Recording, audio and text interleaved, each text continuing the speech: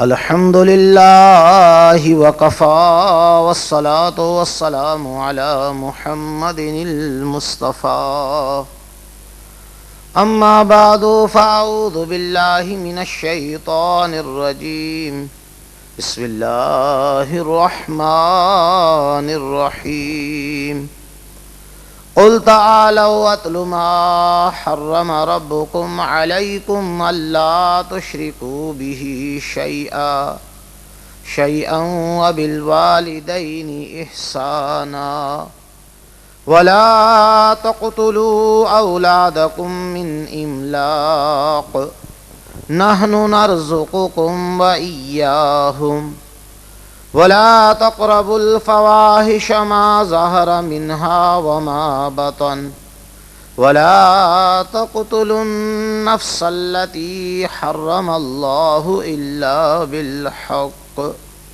ذلكم وصاكم به لعلكم تعقلون ولا تقربوا مال اليتيم إلا بالتي هي أحسن حتى يبلغ أشده وأوفوا الكيل والميزان بالقسط لا نكلف نفسا إلا وسعها وإذا قلتم فاعدلوا ولو كان ذا قربى وبعهد الله أوفوا ذلكم وصاكم به لعلكم تذكرون وأن هذا صراطي مستقيما فاتبعوه ولا تتبعوا السبل فتفرق بكم عن سبيله ذلكم وصاكم به لعلكم تتقون صدق الله مولانا العظيم رب اشرح لي صدري ويسر لي أمري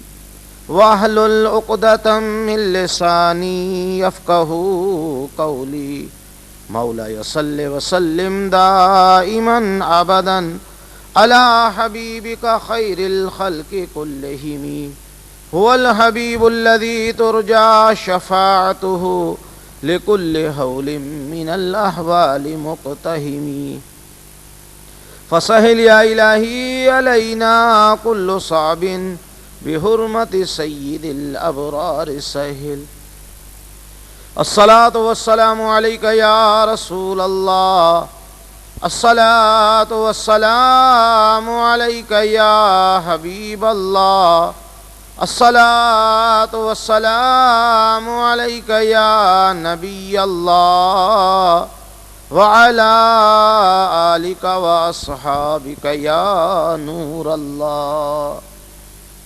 میرے میٹھے میٹھے اسلامی بھائیوں اور پردے میں رہ کر سننے والی اسلامی بہنوں، الحمدللہ عز و جل، اللہ تبارک و تعالیٰ کے فضل و کرم اور اس کی مہربانی سے اور اس کے محبوب دانہ غیوب صلی اللہ علیہ وسلم کی نگاہ کرم سے یہاں پر ہم کچھ سیکھنے اور سکھانے کے لیے جمع ہوئے ہیں۔ اللہ تبارک و تعالی ہماری اس حاضری کو اپنی بارگاہ میں قبول فرمائے۔ جو کچھ ہم کہیں سنیں اسے یاد رکھ کر اس پر عمل کرنے کی اور دوسروں تک پہنچانے کی سعادت عطا فرمائے۔ اللہ کے محبوب دانہ غیوب صلی اللہ علیہ وسلم اسے دعا دیتے ہیں کہ اللہ تبارک و تعالی اس کا چہرہ تر و تازہ رکھے، جو میرے کلام کو سنے، یاد رکھے، اس پر عمل کرے اور اسے دوسروں تک پہنچائے۔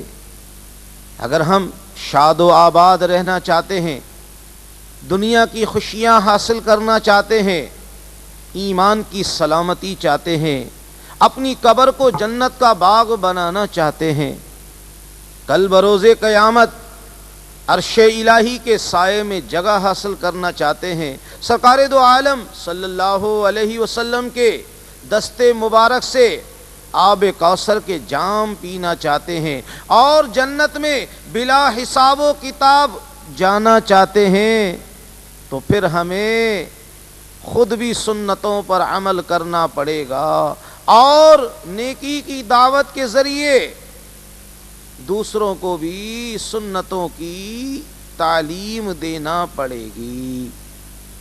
صلو علی الحبیب صلی اللہ علی محمد وعلی آلہ واصحابہ وبارک وسلم۔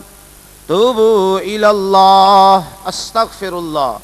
صلو علی الحبیب صلی اللہ علی محمد وعلی آلہ واصحابہ وبارک وسلم۔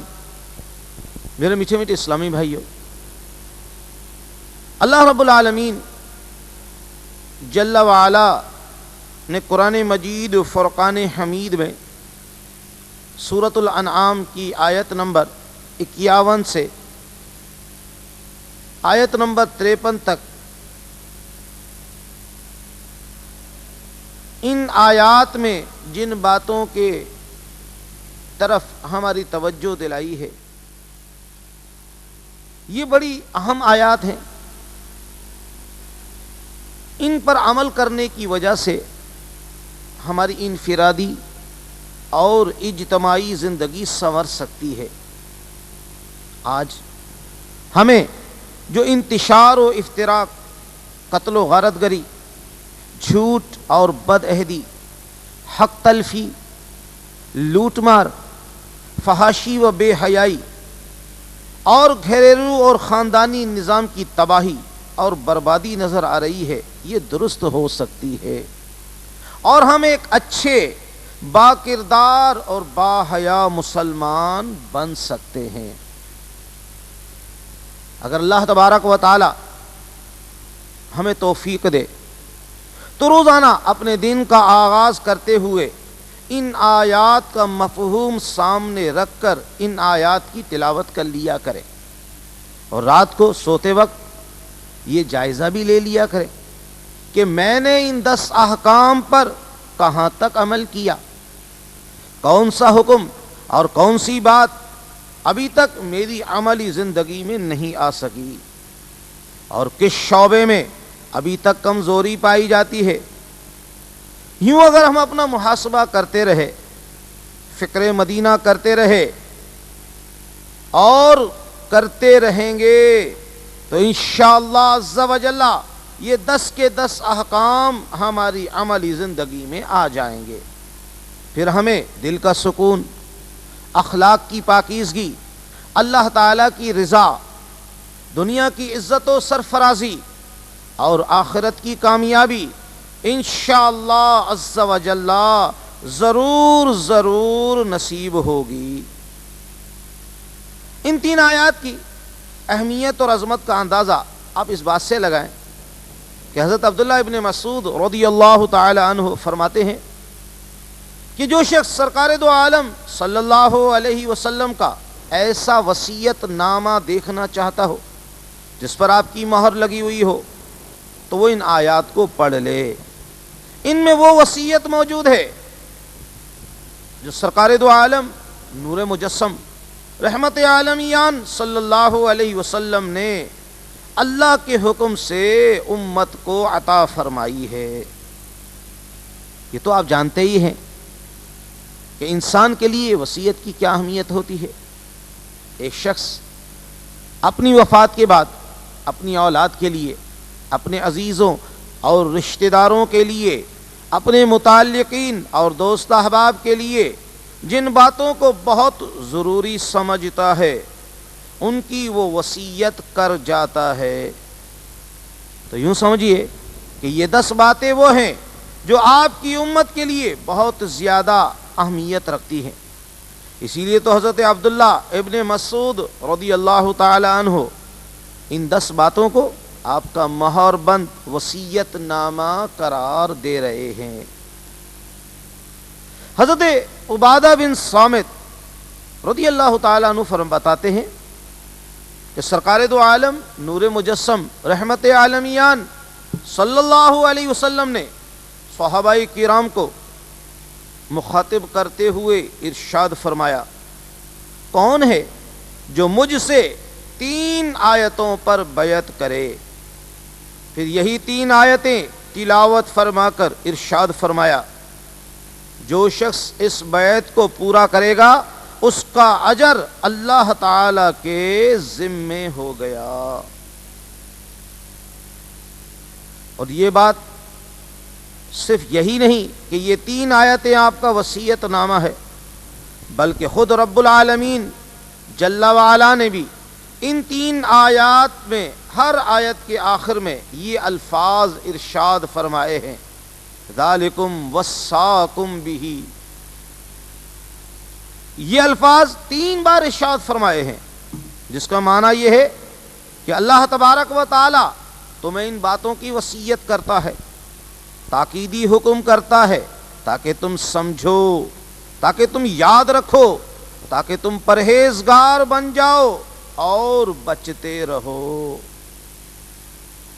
مفسر قرآن حضرت عبداللہ ابن عباس رضی اللہ تعالی عنہما فرماتے ہیں سورہ آل عمران میں اللہ رب العالمین جل وعلا نے آیات محکمات کا جو ذکر کیا ہے وہ یہی 3 آیات ہیں، اور ان آیات میں جو باتیں بیان کی گئی ہیں حضرت سیدنا آدم علیہ الصلوۃ والسلام سے لے کر خاتم الانبیاء سرور کبریا صلی اللہ علیہ وسلم تک تمام انبیاء علیہم السلام کی شریعت میں متفق رہی ہیں۔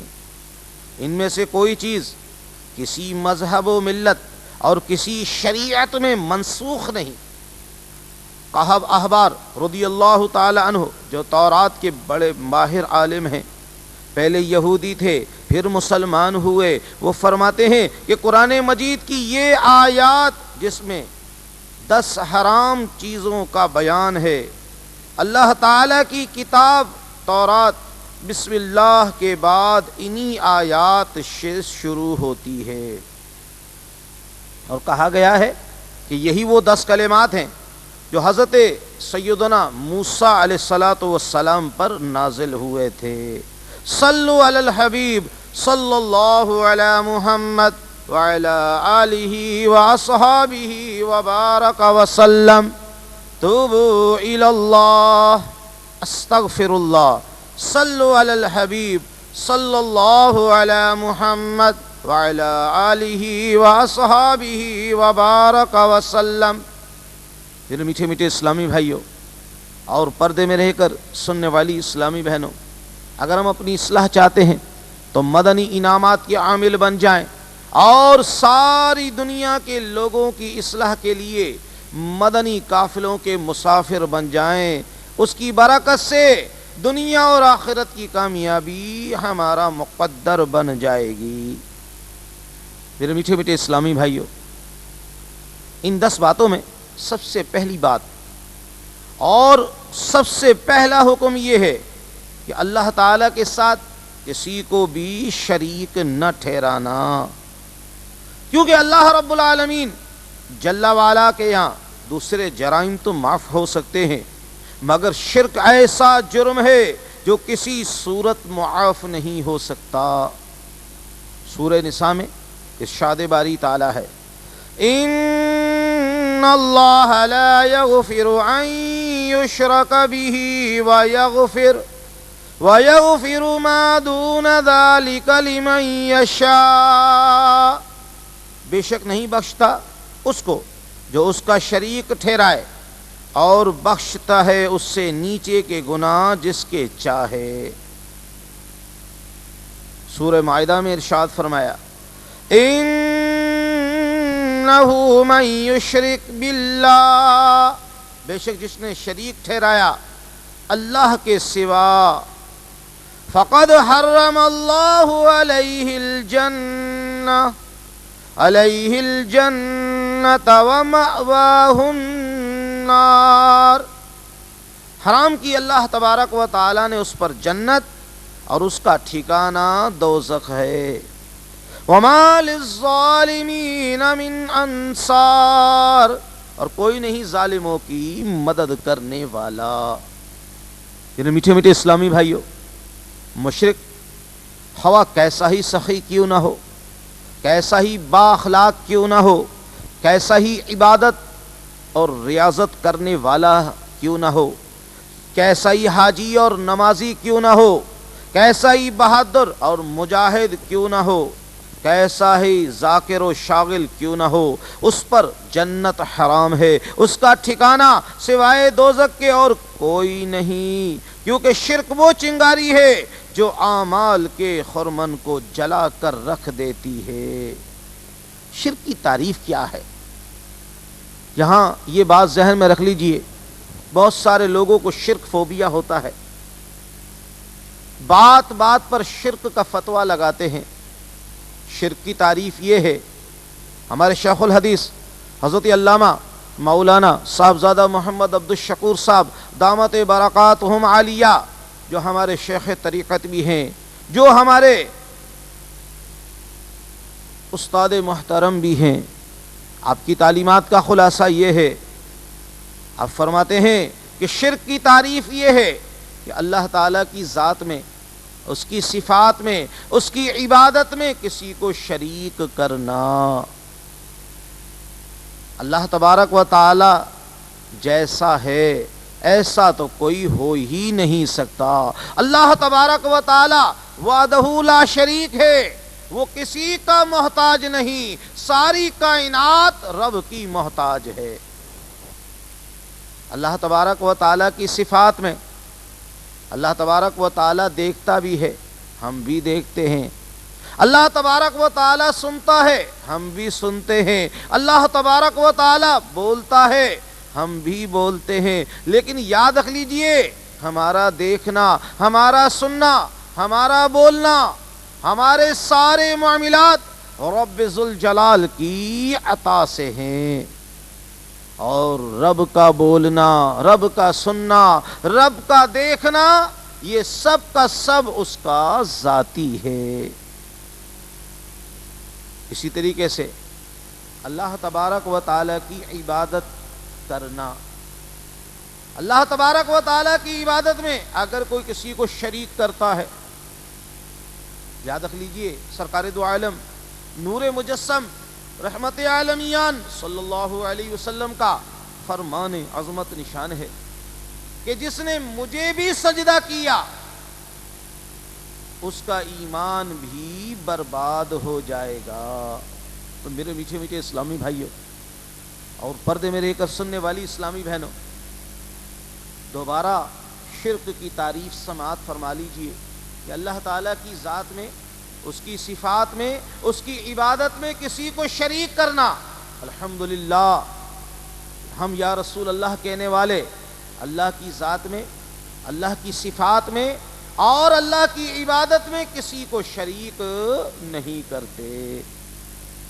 یہاں پر اللہ تبارک و تعالی نے یہ ارشاد فرما دیا کہ جو شرک کرتا ہے ان الشرک لظلم عظیم، کہ بے شک شرک ظلم عظیم ہے۔ اور خود سرکار دو عالم نور مجسم رحمت عالمیان صلی اللہ علیہ وسلم کا فرمان عظمت نشان ہے، اب فرماتے ہیں کہ مجھے اس بات کا خوف نہیں کہ میرے بعد میری امت شرک میں مبتلا ہو جائے گی، بلکہ مجھے اس بات کا خوف ہے کہ میرے بعد میری امت کے اندر جو سب سے بڑا فتنہ ہوگا وہ فتنہ مال کا ہوگا، اور مال میری امت میں ایسے فتنہ مچائے گا جیسے بھوکا بھیڑیا بکریوں کے ریوڑ میں جا کر نقصان پہنچاتا ہے۔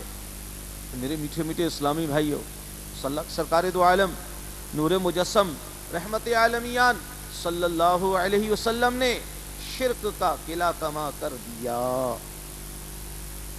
دوسرا حکم ان آیات میں جو دیا گیا وہ یہ ہے کہ والدین کے ساتھ اچھا معاملہ کرو، حسن سلوک کرو۔ یہ بات یاد رکھنے کی ہے کہ قرآن مجید فرقان حمید میں کئی مقامات ایسے ہیں جہاں پہلے عقیدہ توحید اختیار کرنے اور شرک سے بچنے کی تلقین کی گئی ہے، اور اس کے بعد والدین کے ساتھ حسن سلوک کی تاکید کی گئی ہے۔ سورہ بنی اسرائیل میں ہے وَقَضَى رَبُّكَ أَلَّا تَعْبُدُوا إِلَّا إِيَّاهُ وَبِالْوَالِدَيْنِ إِحْسَانًا، اور تیرے رب نے حکم دیا ہے کہ اس کے سوا کسی کی عبادت مت کرو اور ماں باپ کے ساتھ حسن سلوک کرو۔ میرے میٹھے میٹھے اسلامی بھائیوں، کائنات میں اگر بندے پر کسی کا احسان ہے، اللہ رب العالمین جل وعلا اور اس کے محبوب دانۂ غیوب صلی اللہ علیہ وسلم کے بعد تو سب سے بڑا احسان اس کے والدین کا ہے۔ یاد رکھ لیجئے کہ حقیقتاً پیدا کرنے والا تو ہمیں اللہ رب العالمین جل وعلا ہے، لیکن ظاہری طور پر ہمارے اس دنیا میں آنے کا سبب ہمارے والدین ہیں۔ اسی لیے رب ذوالجلال نے اپنا حق بیان کرنے کے بعد والدین کا حق بیان فرمایا ہے۔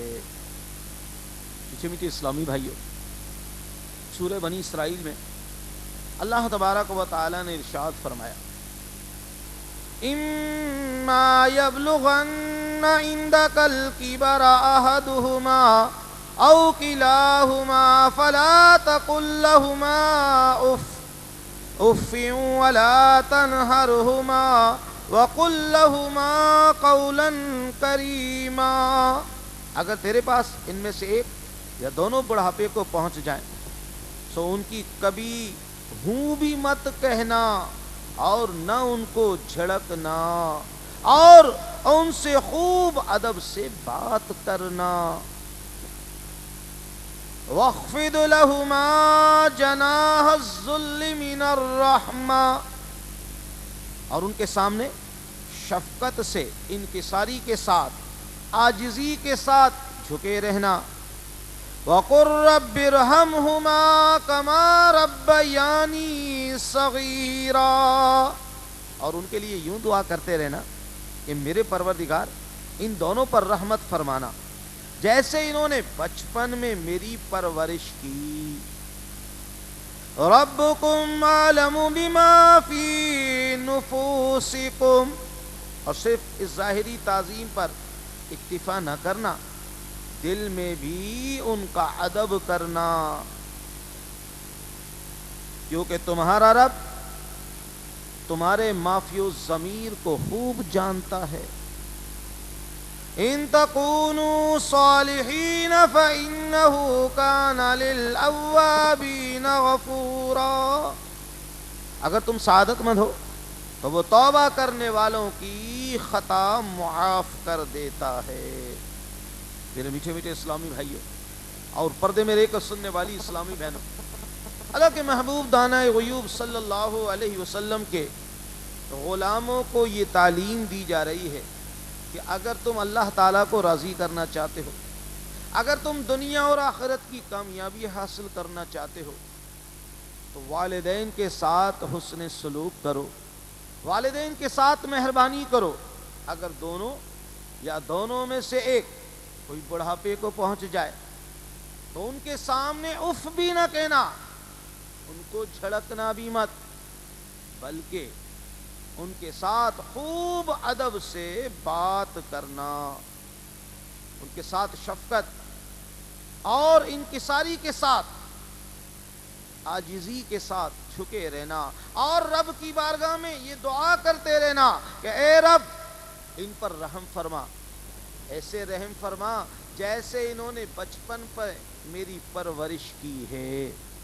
اور صرف ظاہری تعظیم کی بات نہیں ہے، بلکہ باطنی طور پر بھی ان کا ادب کرنا، احترام کرنا، اس لیے کہ رب ظاہری چیزوں کا جاننے والا بھی ہے اور باطنی چیز بھی رب سے پوشیدہ نہیں ہے۔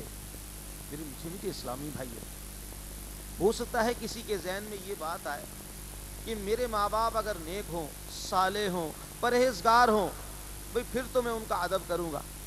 بھئی میرے والدین نماز 5 وقتہ با جماعت ادا کرتے ہوں، تہجد گزار ہوں، بیت اللہ کے حاجی ہوں، تو پھر میں ان کی اطاعت اور فرما برداری کروں گا، ان کی خدمت کروں گا۔ ان کی نوکری چاکری کروں گا، لیکن یاد رکھ لیجئے قرآن مجید فرقان حمید میں اللہ رب العالمین جل وعلا نے ارشاد فرمایا وَإِن جَاهَدَاكَ عَلَىٰ أَن تُشْرِكَ بِهِ شَيْئًا،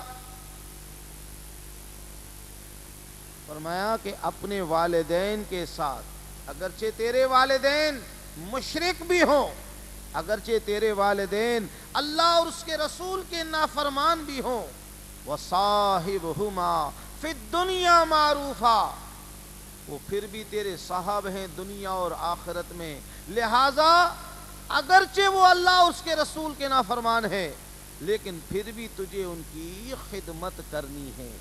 یاد رکھ لیجئے شرک سے بڑا اور کیا جرم ہوگا، یعنی جو اللہ تبارک و تعالی کی وحدانیت کو تسلیم نہیں کرتا، اس سے بڑا اور کیا جرم ہوگا۔ فرمایا اگرچہ وہ اللہ اور اس کے رسول کا دشمن ہے لیکن پھر بھی تجھے ان کے ساتھ اچھا سلوک کرنا ہے۔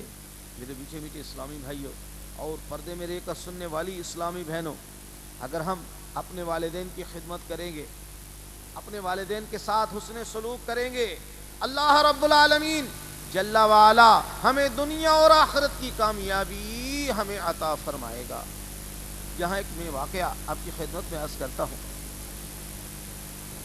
وہ جو اپنے والدین کے ساتھ حسن سلوک نہیں کرتے، جو اپنے والدین کے ساتھ احسان نہیں کرتے، جو اپنے والدین کے ساتھ اچھا سلوک نہیں کرتے، آئیے ہم تو کیا ہیں۔ آئیے میں ایک صحابی کا واقعہ آپ کی خدمت میں عرض کرتا ہوں۔ حضرت علقمہ رضی اللہ تعالی عنہ، آپ کا آخری وقت ہے، نزا کا عالم ہے، سرکار دو عالم علیہ الصلوۃ والسلام کی بارگاہ میں ان کی زوجہ محترمہ حاضر ہوئی، عرض کیا یا رسول اللہ صلی اللہ علیہ وسلم، علقمہ پر نزا کا عالم ہے، یا رسول اللہ صلی اللہ علیہ وسلم آپ ان کے لیے دعا فرمائیں، بہت زیادہ تکلیف میں ہیں، بہت زیادہ اذیت میں ہیں۔ سرکار دو عالم علیہ الصلوۃ والسلام نے فرمایا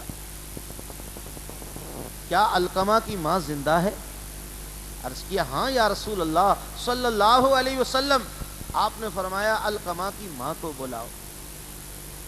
جب علقمہ رضی اللہ تعالی عنہ کی ماں آئی، آپ نے فرمایا اے علقمہ کی ماں، کیا تو علقمہ سے ناراض ہے؟ عرض کیا ہاں یا رسول اللہ صلی اللہ علیہ وسلم، میں علقمہ سے ناراض ہوں۔ آپ نے فرمایا کیوں؟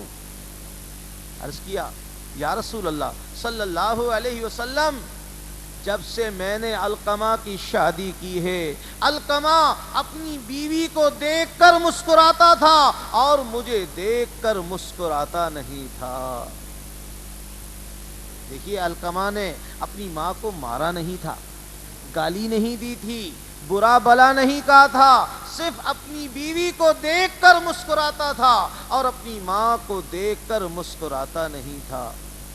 تو وہ جو اپنے والدین کو مارتے ہیں، انہیں گالیاں بکتے ہیں، ان کی بے عزتی کرتے ہیں، جو اپنی اولاد پر اپنے ماں باپ کو ترجیح دیتے ہیں، یعنی اپنے ماں باپ کا خیال نہیں کرتے، اولاد کو سپیریئرٹی دیتے ہیں، ان کے لیے لمحہ فکریہ ہے کہ ان کا کیا حال ہوگا۔ سرکار دو عالم علیہ الصلوۃ والسلام نے حضرت علقمہ رضی اللہ تعالی عنہ کی ماں سے کہا اے علقمہ کی ماں، تم معاف کر دے۔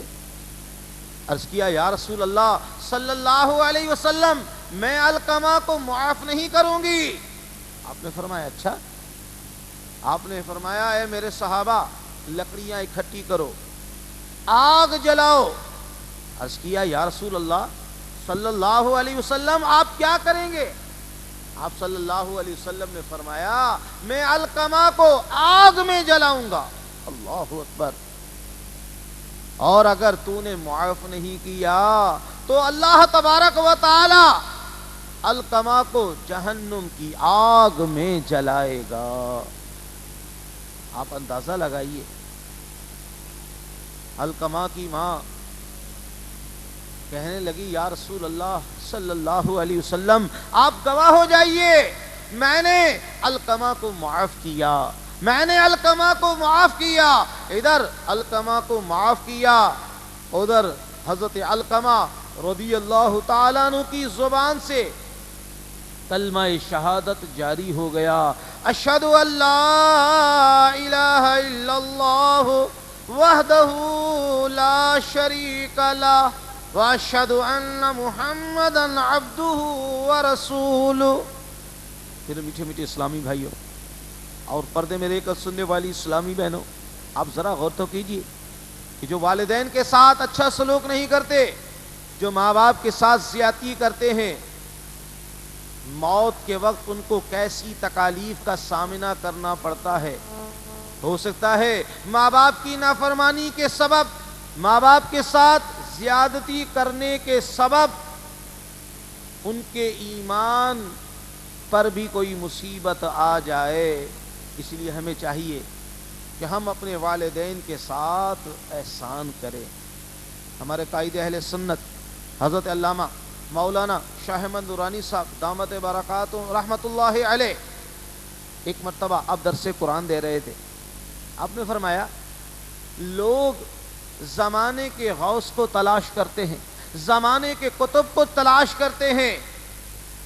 کیوں تلاش کرتے ہیں؟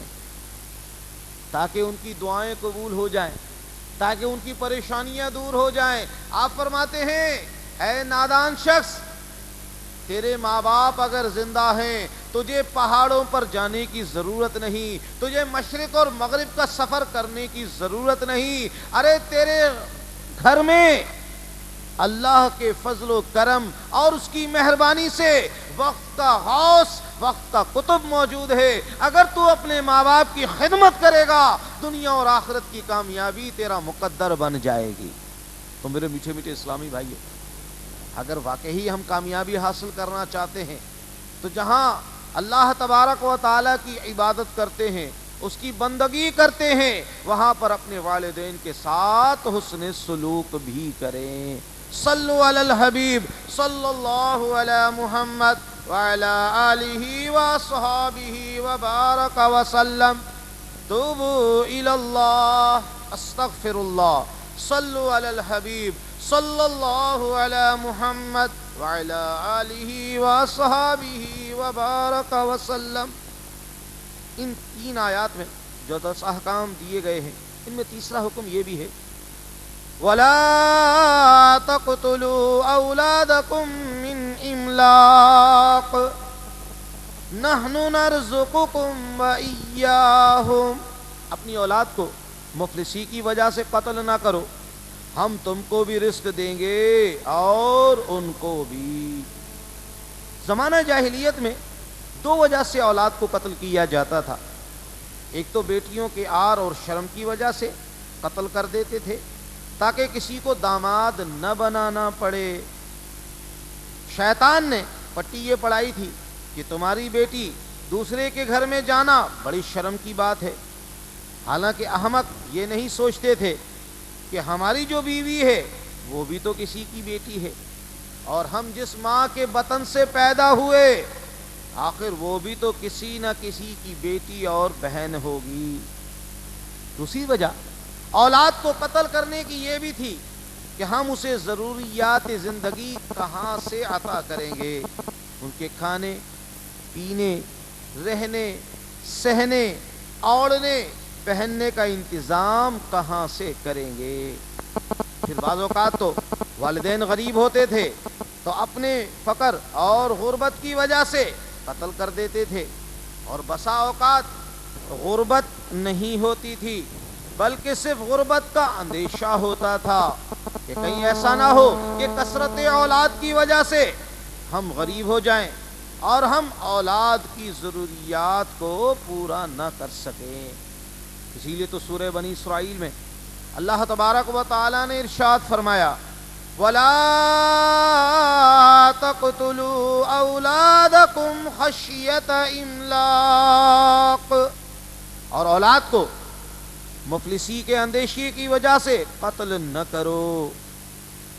دونوں آیتوں کو ملا کر پڑھا جائے تو مفہوم یہ ہوتا ہے کہ اگر حقیقتاً غربت ہو تو بھی اولاد کو قتل نہ کرو، اور اگر غربت و افلاس کا محض اندیشہ ہو تو بھی اولاد کو قتل نہ کرو۔ آخر اولاد کو تم اسی بنا پر قتل کرتے ہو نا کہ ہم اسے کھلائیں گے کہاں سے؟ تو اس سوال کا جواب ہمارے شیخ الحدیث حضرت علامہ مولانا صاحبزادہ محمد عبدالشکور صاحب دامت برکاتہم عالیہ دیتے ہیں کہ میں تمہیں دیتا ہوں، تمہاری اولاد وہیں سے کھائے گی جہاں سے تم کھاتے ہو، اس کی ضروریات وہیں سے پوری ہوں گی جہاں سے تمہاری ضروریات پوری ہو رہی ہیں۔ نحن نرزقکم وإیاہم، تمہاری سوچ یہ ہے کہ تم خود کما کر کھا رہے ہو، تمہاری دکان تمہیں پال رہی ہے، تمہاری ملازمت تمہاری ضروریات پوری کر رہی ہے، تمہارا کاروبار تمہیں روزی دے رہا ہے، حالانکہ تمہاری یہ سوچ غلط ہے۔ یاد رکھ لیجئے، تمہیں بھی روزی اللہ عز و جل دے رہا ہے اور تمہاری اولاد کو بھی روزی وہی دیتا رہے گا۔ دکان، ملازمت، تجارت، کاروبار اور کھیتی باڑی روزی کمانے کا وسیلہ تو ہے، مگر رزاق اور روزی رساں صرف اللہ جل جلالہ و عم نوالہ ہے۔ میرے میٹھے میٹھے اسلامی بھائیوں، آج کل ہمارے ہاں خاندانی منصوبہ بندی یا برتھ کنٹرول کی تحریک چل رہی ہے، اس میں بھی پس پردہ یہی سوچ کار فرما ہے کہ آبادی میں اگر اضافہ ہو گیا تو اس کی ضروریات کہاں سے پوری ہوں گی، لہٰذا اس آبادی میں اضافے کی روک تھام کے لیے ایک باقاعدہ محکمہ قائم کیا گیا ہے جس کا ہر سال کا بجٹ کروڑوں روپے ہوتا ہے۔ یہ محکمہ ریڈیو، ٹی وی، اخبارات میں اشتہار بازی پر لاکھوں روپیہ خرچ کر رہا ہے۔ میرے میٹھے میٹھے اسلامی بھائیوں، حالانکہ اللہ تبارک و تعالیٰ کا اعلان ہے وَمَا مِن دَابَّةٍ فِي الْأَرْضِ إِلَّا عَلَى اللَّهِ رِزْقُهَا وَيَعْلَمُ مُسْتَقَرَّهَا وَمُسْتَوْدَعَهَا، زمین پر چلنے والا کوئی ایسا نہیں مگر اس کے رزق کا ذمہ رب ذوالجلال نے نہ لیا ہو، وہ ان سب کے ٹھیے ٹھکانے کو بھی جانتا ہے۔ میرے میٹھے میٹھے اسلامی بھائیوں، یاد رکھ لیجئے، اللہ تبارک و تعالیٰ کا اعلان ہے کہ جتنی مخلوق ہے ان کے رزق کا ذمہ دار میں خود رب مصطفیٰ عز و جل و صلی اللہ علیہ وسلم ہوں۔ میرے میٹھے میٹھے اسلامی بھائیوں اور پردے میں رہ کر سننے والی اسلامی بہنوں، ہمارے شیخ الحدیث حضرت علامہ مولانا صاحبزادہ محمد عبدالشکور صاحب دامت برکاتہم عالیہ، اللہ تبارک و تعالی انہیں درازی عمر بالخیر عطا فرمائے اور ان کا سایہ رحمت ہم پر تا دیر قائم و دائم فرمائے۔ آپ ایک بات اور فرماتے ہیں، وہ یہ ہے کہ جس طرح فکر و فاقے کے ڈر سے اولاد کا جسمانی قتل حرام ہے، اسی طرح اولاد کا روحانی قتل بھی حرام ہے۔ وہ والدین جو اپنی اولاد کی اسلامی تربیت نہیں کرتے، دینی تعلیمات سے انہیں روشناس نہیں کراتے، ان کے صاف ذہنوں میں اللہ عز و جل اور اس کے رسول صلی اللہ علیہ وسلم کی محبت کا نقش نہیں بٹھاتے، انہیں صحیح عقائد سکھانے کی کوشش نہیں کرتے، انہیں قرآن کی تعلیم سے محروم رکھتے ہیں، انہیں یورپ سے مرعوبیت کا درس دیتے ہیں، انہیں اسلام سے بغاوت کا راستہ دکھاتے ہیں، انہیں فحاشی و عریانیت کے راستے پر ڈالنے کا سبب بنتے ہیں۔ ایسے والدین کو یاد رکھنا چاہیے کہ وہ اپنی اولاد کے روحانی قتل کا ارتکاب کر رہے ہیں۔ قرآن کریم میں ایسے شخص کو زندہ کہا گیا جو اللہ عز و جل اور اس کے رسول صلی اللہ علیہ وسلم کو جانتا ہے، اور اس بد نصیب کو مردہ کہا گیا جو اللہ عز و جل اور اس کے رسول صلی اللہ علیہ وسلم کی معرفت سے محروم ہے۔ ہمارے ہاں یتیم اس کو کہا جاتا ہے جس کے ماں باپ انتقال کر گئے ہوں، نابالغی میں بچہ نابالغ ہو اور اس کے ماں باپ کا انتقال ہو گیا ہو تو کہتے ہیں صاحب یہ یتیم ہے۔ ہاں یتیم وہ بھی ہے، لیکن ایک یتیم وہ ہے جس کے ماں باپ بھی ہوں اور ماں باپ اس کی روحانی تربیت نہ کریں، اس کی اخلاقی تربیت نہ کریں۔ اس سے بڑا یتیم اور کون ہوگا کہ ماں باپ کے ہوتے ہوئے اس کی صحیح تربیت نہ ہو، اللہ عز و جل اور اس کے محبوب صلی اللہ علیہ وسلم کا وہ اطاعت گزار اور فرما بردار نہ بنے۔ صلو علی الحبیب صلی اللہ علی محمد وعلی آلہ واصحابہ وبارک وسلم۔ توبوا الی اللہ، استغفر اللہ، صلو علی الحبیب صلی اللہ علی محمد وعلی آلہ واصحابہ وبارک وسلم۔ چوتھا حکم ان آیات میں یہ دیا گیا وَلَا تَقْرَبُوا الْفَوَاحِشَ مَا ظَهَرَ مِنْهَا وَمَا بَطَنَ، اور بے حیائی کی باتوں کے قریب بھی نہ جاؤ جو ظاہر میں ہو اور جو پوشیدہ ہوں ان میں سے۔ پھر میٹھے میٹھے اسلامی بھائیوں، یہاں ایک نقطے کی طرف آپ کی میں توجہ کرانا چاہتا ہوں، یہ کہ اس سے پہلے تیسرے نمبر پر یہ حکم دیا گیا کہ اپنی اولاد کو افلاس کی وجہ سے قتل نہ کرو، اور اس کے فوراً بعد جو حکم دیا گیا وہ یہ کہ بے حیائی کے باتوں کے قریب نہ جاؤ۔ آخر ان دونوں میں کچھ تو مناسبت ہوگی جس کی وجہ سے رب مصطفیٰ عز و جل و صلی اللہ علیہ وسلم نے اپنے کلام میں انہیں آگے پیچھے ذکر فرمایا ہے۔ مناسبت ان دونوں میں یہ ہے کہ شہوت پرست انسان تو یہ چاہتا ہے کہ عورت اس کی شہوت رانیوں کی تسکین کرے اور اس سے اس کو وقتی لذت اور سرور حاصل ہو، لیکن وہ اولاد کے جھنجھٹ میں نہیں پڑنا چاہتا۔ اگر غلطی سے عورت کو حمل ٹھہر جائے تو وہ اسے اسقاط پر آمادہ کرتا ہے، بلکہ بچہ پیدا ہو جائے تو بے حیا مرد اور بے حیا عورت کی کوشش یہی ہوتی ہے کہ وہ دونوں مل کر کسی طرح اسے ٹھکانے لگا دیں۔ اگر ہم اپنے گرد و پیش کا جائزہ لیں تو آپ کو مانع حمل دوائیوں کے استعمال کرنے، حمل کو ساقط کرنے اور نومولود بچوں کو قتل کرنے میں پیش پیش وہی لوگ نظر آئیں گے جو ازواجی رشتے کے بغیر آپس میں جنسی تعلقات قائم کر لیتے ہیں۔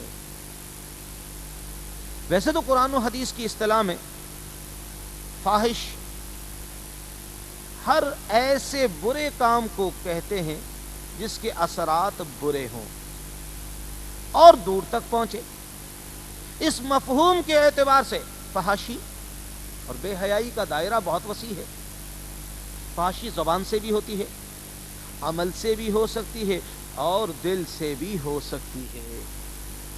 اللہ تبارک و تعالی نے ہر قسم کی فحاشی سے دور رہنے کا حکم دیا ہے، خواہ اس کا تعلق ظاہر سے ہو یا باطن سے، قول سے ہو یا عمل سے، جبکہ مغربی تہذیب جس پر ہم مرے جا رہے ہیں اس کی بنیاد ہی بے حیائی پر ہے۔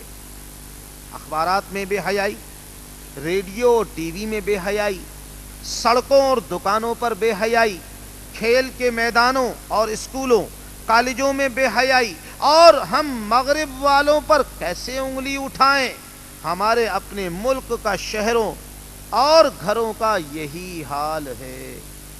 اخبارات اٹھائیں تو نیم برہنہ عورتوں کی تصویریں دکھائی جاتی ہیں، ریڈیو اور ٹی وی کھولیں تو فحش گانے سننے اور ناقابل بیان مناظر دیکھنے کو ملتے ہیں، دکانوں اور بازاروں میں دیکھیں تو مائیں بہنیں ایسے لباس میں دکھائی دیتی ہیں کہ انہیں ماں اور بہن کہتے ہوئے شرم محسوس ہوتی ہے۔ اسلام کی بنیاد پر بننے والے اس ملک سے ناچ گانے والے طائفے بیرونی ممالک بھیجے جاتے ہیں، ان پر کروڑوں روپیہ خرچ کیا جاتا ہے۔ بتایا ہی جاتا ہے کہ پاکستان کا یہ تعارف کراتے ہیں، معزز گھرانوں کی نوجوان لڑکیاں ناچنے اور تھڑکنے کو اپنی ثقافت سمجھتی ہیں، گھر گھر سے حیا کے جنازے اٹھ رہے ہیں۔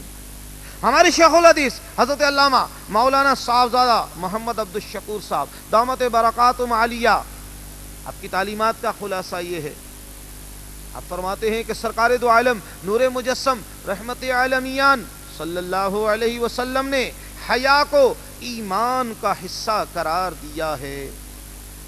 حیا ہی تو وہ طاقت ہے جو انسان کی آنکھوں کو چھپا دیتی ہے، جو اس کی زبان پر تالا ڈال دیتی ہے، جو اس کے گندے جذبات کو لگام دیتی ہے، جو اس کے اٹھے ہوئے قدموں کو روک دیتی ہے۔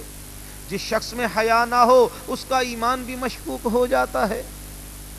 اللہ کے رسول دانائے غیوب صلی اللہ علیہ وسلم کا فرمان عظمت نشان ہے، جس میں حیا نہیں اس میں ایمان نہیں۔ جب حیا نہ رہے تو پھر انسان جو چاہے کرتا پھرے، اسے کوئی نہیں روک سکتا۔ اچھا، یہاں ایک بات بھی ذہن میں رکھ لیجئے، اس آیت کریمہ میں یہ نہیں فرمایا کہ بے حیائی نہ کرو، بلکہ فرمایا وَلَا تَقْرَبُوا الْفَوَاحِشَ، بے حیائی کے قریب بھی نہ جاؤ۔ مقصد یہ ہے ایسی محفلوں، ایسے پروگرام، ایسی تحریر، ایسی مجلس، ایسے لوگ، ان کے پاس بھی نہ جاؤ جہاں جانے کے بعد بے حیائی میں مبتلا ہو جاؤ۔ ایسے کام بھی نہ کرو جو فحاشی تک پہنچنے کا سبب بنتے ہیں۔ سرکار دو عالم نور مجسم رحمت عالمیان صلی اللہ علیہ وسلم کا فرمان عظمت نشان ہے، جو شخص کسی ممنوع جگہ کے گرد گھومتا ہے تو کچھ بعید نہیں کہ وہ اس میں داخل بھی ہو جائے۔ اس لیے فواحش کی جگہوں سے اور فواحش میں مبتلا دوستوں سے دور ہی دور رہنا چاہیے۔ اپنے اوپر زیادہ اعتماد صحیح نہیں ہے، یہ نفس بڑا دھوکے باز ہے، فریبی ہے، ہیلے بہانے پہلے سے بے حیا انسانوں اور بے حیائی کی مجالس میں لے جائے گا۔ کبھی کہے گا تمہارے نہ جانے سے رشتہ دار ناراض ہوں گے، کبھی کہے گا تمہارے رویے سے کسی کی دل شکنی ہوگی، کبھی کہے گا تم نماز روزے کی پابندی کرتے ہو، تم پر کوئی اثر نہیں ہوگا، کبھی کہے گا لوگ دقیانوسی کہیں گے، آخر زمانہ بھی تو نبھانا ہے۔ پھر آہستہ آہستہ اس طرح پتہ بھی نہیں چلے گا، وہ ہمیں فحاشی میں مبتلا کر دے گا۔ اس لیے فرمایا کہ تم فواحش کے قریب بھی نہ جاؤ۔ یہاں ایک بات اور بھی ذہن میں رکھ لیجیے، جس طریقے سے ستر کا ڈھانپنا یہ ہر ایمان والے مرد عورت کے لیے ضروری ہے، اسی طرح ننگے ستر کو دیکھنا یہ بھی حرام ہے۔ اگر کوئی بے حیائی کا ارتکاب کرتا ہے اور کوئی بے حیائی کا ارتکاب کرے تو وہ تو مجرم ہے ہی، لیکن جو اس بے حیائی کرنے والے کا ساتھ دے، حقیقت میں وہ بھی خدا کی بارگاہ میں بہت بڑا مجرم ہے۔ صلو علی الحبیب صلی اللہ علی محمد وعلی آلہ واصحابہ وبارک وسلم۔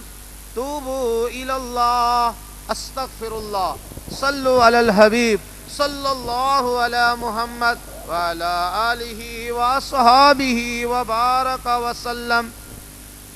دل میٹھے میٹھے اسلامی بھائیوں اور پردے میں رہ کر سننے والی اسلامی بہنوں، اگر ہم اپنی اصلاح چاہتے ہیں تو مدنی انعامات کے عامل بن جائیں، اور اگر ساری دنیا کے لوگوں کی اصلاح چاہتے ہیں تو پھر مدنی قافلوں کے مسافر بن جائیں۔ انشاءاللہ عز و جل اس کی برکت سے ہم ایک با کردار اور ایک با حیا مسلمان بن جائیں گے۔ پانچویں چیز قتل ناحق ہے۔ اس کے متعلق رب مصطفیٰ عز و جل و صلی اللہ علیہ وسلم نے ارشاد فرمایا ولا تقتلوا النفس التي حرم اللہ الا بالحق، نہ قتل کرو اس کو جس کا خون اللہ عز و جل نے حرام کیا ہے مگر حق کے ساتھ۔ پہلی بات تو یہ جان لے کہ حق کے ساتھ قتل کرنا کیا ہے۔ حضرت عبداللہ ابن مسعود رضی اللہ تعالیٰ عنہ سے روایت ہے، سرکار دو عالم علیہ الصلوۃ والسلام نے ارشاد فرمایا، کسی مسلمان کا خون حلال نہیں مگر تین چیزوں سے، کہ وہ شادی شدہ ہونے کے باوجود بدکاری میں مبتلا ہو جائے، نمبر 2 اس نے کسی کو ناحق قتل کیا ہو، اس کے قصاص میں مارا جائے، نمبر 3 اپنا دین حق چھوڑ کر مرتد ہو گیا ہو۔ حضرت سیدنا عثمان غنی رضی اللہ تعالی عنہ جس وقت باغیوں کے نرغے میں محصور تھے، لوگ ان کو قتل کرنا چاہتے تھے، اس وقت بھی سیدنا عثمان غنی رضی اللہ تعالی عنہ نے لوگوں کو یہ حدیث سنا کر کہا تھا کہ میں اللہ کے فضل و کرم سے ان تینوں چیزوں سے بری ہوں، میں نے زمانہ اسلام میں تو کیا زمانہ جاہلیت میں بھی کبھی بدکاری نہیں کی، نہ میں نے کسی کو قتل کیا اور نہ کبھی میرے دل میں یہ وسوسہ آیا کہ میں اپنے دین اسلام کو چھوڑ دوں، پھر تم مجھے کس بنا پر قتل کرنا چاہتے ہو؟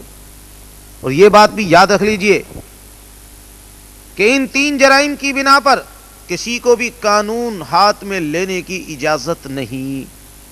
یہ اسلامی حکومت کا کام ہے کہ وہ اس کے اس جرم کی سزا دے۔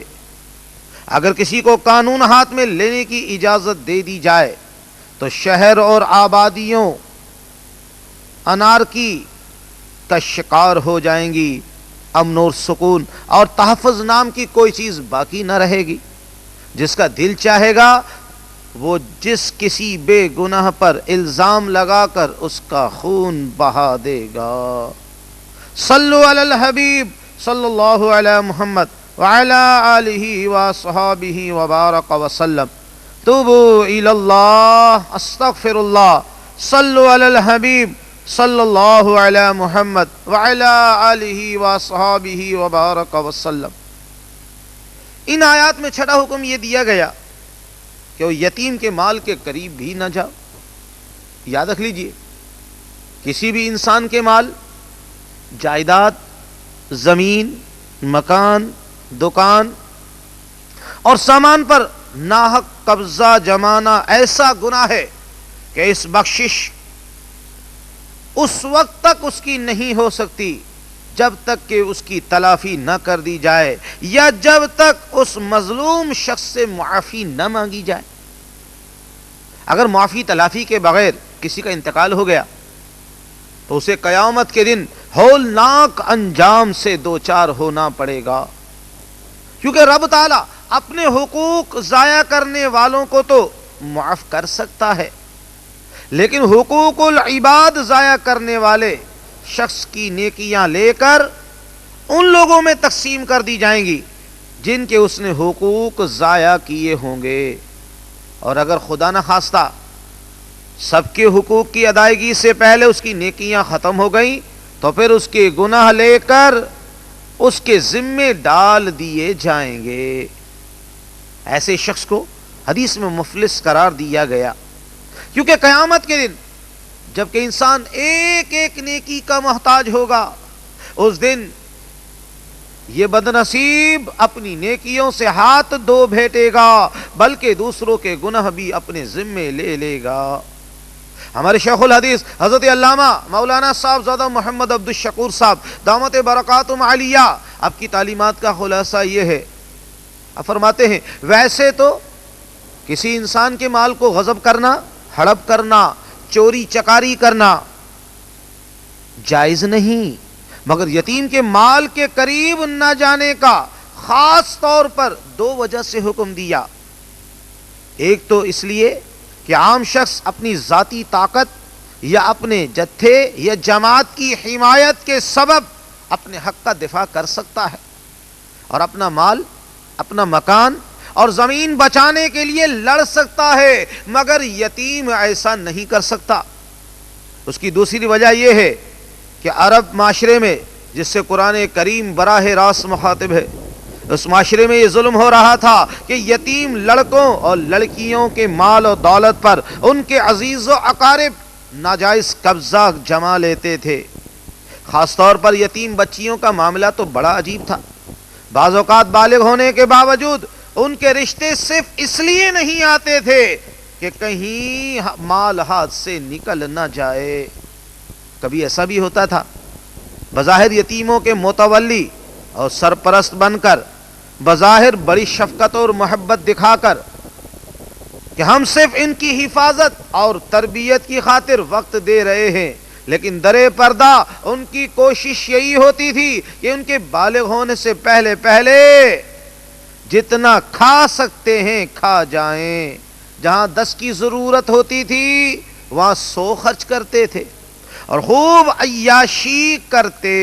اس لیے فرمایا یتیموں کے مال کو فضول خرچی میں نہ اڑاؤ، اس نیت سے کہ جب یہ بڑے ہو جائیں گے تو ہمارا تصرف ختم ہو جائے گا، ان کا مال واپس کرنا پڑے گا۔ ایسے لوگوں کے بارے میں فرمایا ان الذین یاکلون اموال الیتام ظلما، بے شک جو لوگ یتیم کا مال ناحق کھاتے ہیں، انما یاکلون فی بطونہم نارا، بے شک وہ اپنے پیٹ میں آگ کو داخل کرتے ہیں، وَسَيَصْلَوْنَ سَعِيرًا، اور ان قریب دہکتی ہوئی آگ میں جھونکے جائیں گے۔ 7ویں چیز جس کا ان آیات میں حکم دیا گیا وہ یہ ہے کہ ناپ تول کو انصاف کے ساتھ پورا کرو، نہ تولنے میں زیادتی کرو اور نہ دینے میں کمی کرو۔ میٹھے میٹھے اسلامی بھائیوں، قرآن مجید فرقان حمید میں اللہ تبارک و تعالی نے سیدنا شعیب علیہ السلام کی قوم کا تذکرہ کیا کہ آپ کی قوم اسی گناہ میں مبتلا تھی۔ مفسرین نے یہاں بڑا عجیب نقطہ لکھا ہے جس میں ہمارے لیے عبرت کا بہت زیادہ سامان ہے۔ آپ فرماتے ہیں انبیاء علیہم السلام کے جو واقعات قرآن پاک میں مذکور ہیں ان سے پتہ چلتا ہے کہ عام طور پر سب سے پہلے وہ ایمان کی دعوت دیا کرتے تھے، ایمان سے پہلے دوسرے معاملات اور اعمال پر توجہ نہیں دی جاتی تھی۔ دنیا میں ان پر عذاب آنے یا نہ آنے کی بنیاد بھی ان کے ایمان و کفر پر ہوتی تھی۔ میٹھے میٹھے اسلامی بھائیوں، یہی وجہ ہے کہ ایک لوط علیہ السلام کی قوم کو ایک خبیث عمل کے مبتلا ہونے کی وجہ سے ان کی بستی کو الٹ پلٹ کر دیا گیا۔ اسی طریقے سے شعیب علیہ السلام کی قوم کو ناپ تول میں گڑبڑ کی وجہ سے تباہ و برباد کر دیا گیا۔ میٹھے میٹھے اسلامی بھائیوں، 8واں حکم یہ ہے کہ جب بات کہو تو حق کی بات کہو، اگرچہ وہ اپنا رشتہ دار ہی ہو۔ اسلام کا عمومی حکم یہی ہے کہ زندگی کے ہر معاملے میں، ہر شعبے میں، ہر مقام پر ہر کسی کے ساتھ عدل و انصاف کا معاملہ کرو۔ آپس میں کوئی معاملہ درپیش ہو اس میں بھی حق و عدل کے تقاضوں کو ملحوظ خاطر رکھو۔ غزیے کی زندگی کا کوئی مرحلہ ہو، کوئی شعبہ ہو، کوئی مقام ہو، تمہاری دوستی اور دشمنی، نفع و نقصان، اعلیٰ اور ادنا، رشتہ دار اور اجنبی جیسے پیمانوں پر نظر بلکہ عدل و انصاف کے تقاضوں پر رہنی چاہیے۔ کوئی راضی ہو یا ناراض تمہیں ہر حال میں سچی بات کہنی چاہیے، سچی گواہی دینی چاہیے، کیونکہ سچی گواہی کے اثرات و نتائج دنیا اور آخرت کے حق میں بہتر ہوں گے، اور جھوٹی گواہی کے نتائج نہ دنیا میں بہتر ہو سکتے ہیں نہ آخرت میں۔ 9واں حکم ان آیات میں یہ دیا گیا وَبِعَهْدِ اللَّهِ أَوْفُوا، اللہ تبارک و تعالیٰ کے عہد کو پورا کرو۔ سرکار دو عالم علیہ السلام نے ارشاد فرمایا لا دینا لمن لا عہد لہ، اس کا کوئی دین نہیں جو وعدہ پورا نہیں کرتا۔ یہ اسلامی تعلیمات اور سرکار دو